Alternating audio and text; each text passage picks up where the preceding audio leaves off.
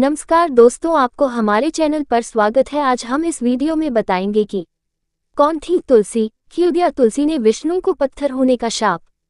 तो इसे जानने के लिए वीडियो को अंत तक बने रहें और चैनल पर नए हैं तो कृपया चैनल को सब्सक्राइब करें।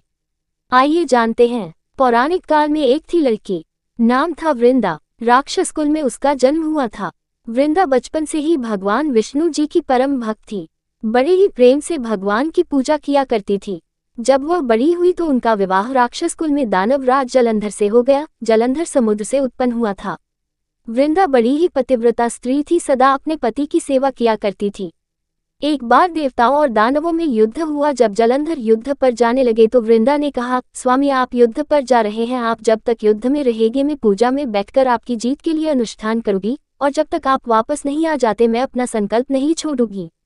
जलंधर तो युद्ध में चले गए और वृंदा व्रत का संकल्प लेकर पूजा में बैठ गई। उनके व्रत के प्रभाव से देवता भी जलंधर को ना जीत सके। सारे देवता जब हारने लगे तो भगवान विष्णु जी के पास गए। सबने भगवान से प्रार्थना की तो भगवान कहने लगे कि वृंदा मेरी परम भक्त है, मैं उसके साथ छल नहीं कर सकता। पर देवता बोले, भगवान दूसरा कोई उपाय भी तो नहीं है, अब आप ही हमारी मदद कर सकते हैं।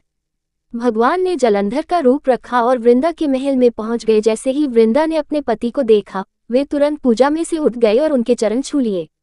जैसे ही उनका संकल्प टूटा, युद्ध में देवताओं ने जलंधर को मार दिया और उसका सिर काटकर अलग कर दिया।